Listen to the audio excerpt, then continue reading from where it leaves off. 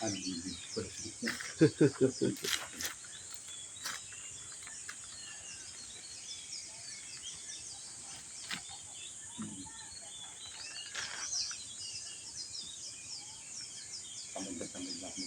yung kwarto namin.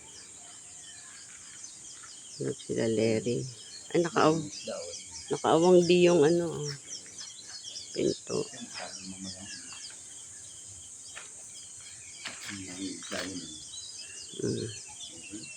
Wala namang kain.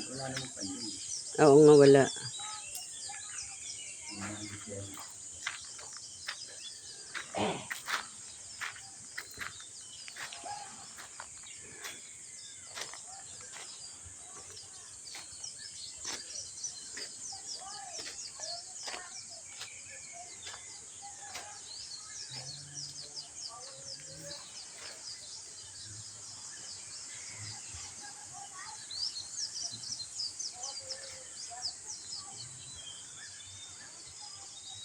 May naliligo na maaga pa sa dagat.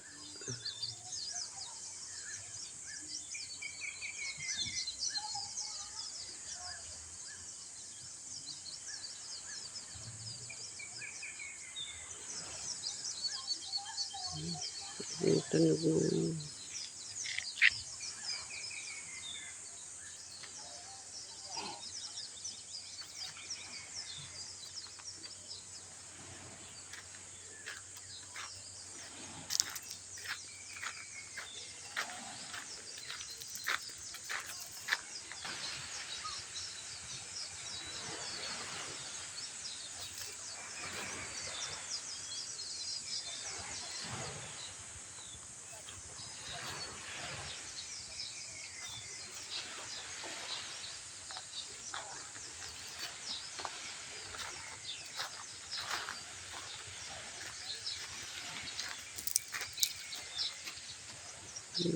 ganda, ina nang naliligo. Oh. Good morning, good morning. Aga nila. Aga maligo ng mga tao.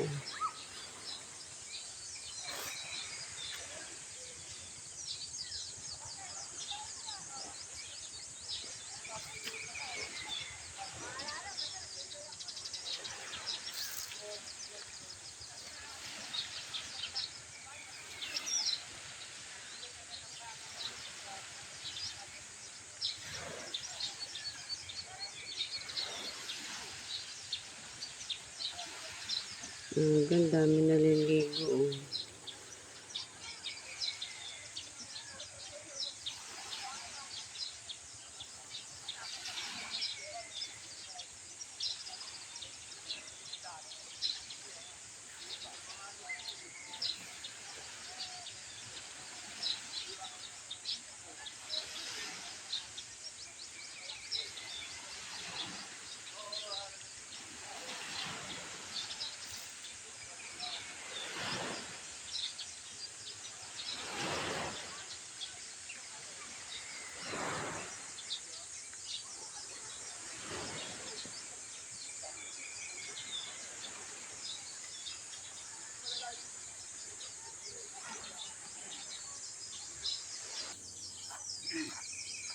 Naka-stop ba yan? Naka-post?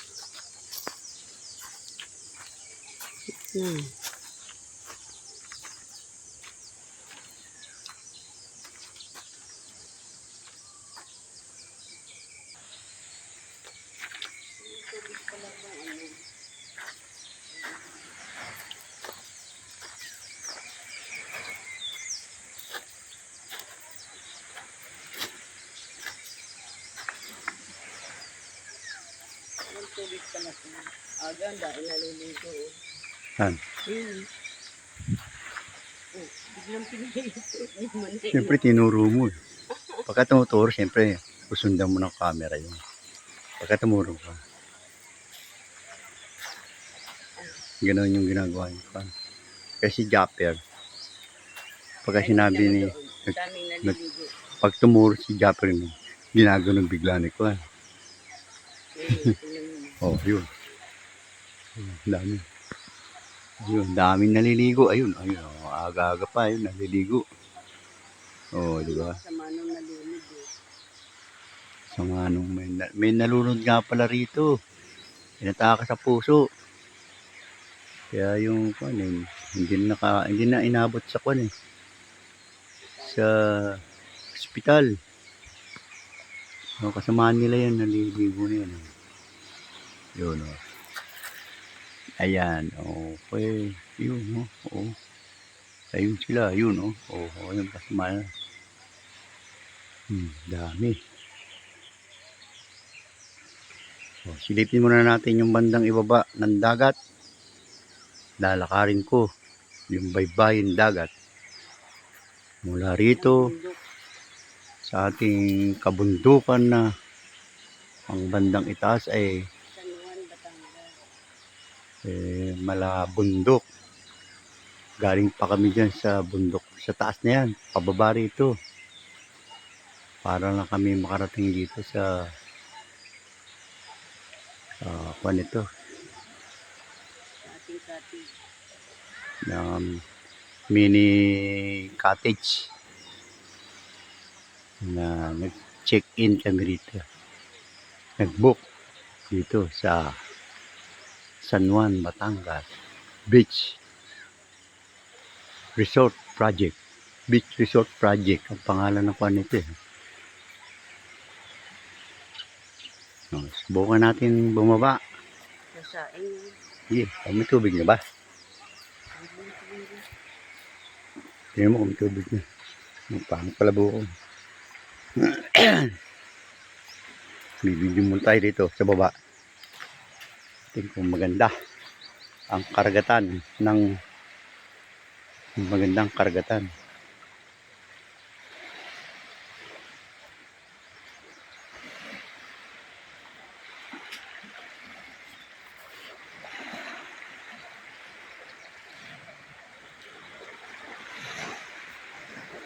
Ang karagatan, ang mga alon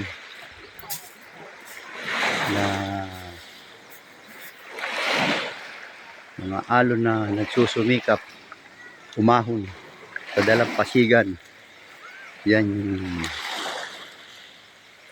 alon nagdadala, nag-aakyat ng mga buhangin dito sa taas ng tabi ng dagat. Ayun pala sa gitna, mayroong mangingisda. Ewan ko makikita natin ha. Susum natin. Ayun. Sa dalawa.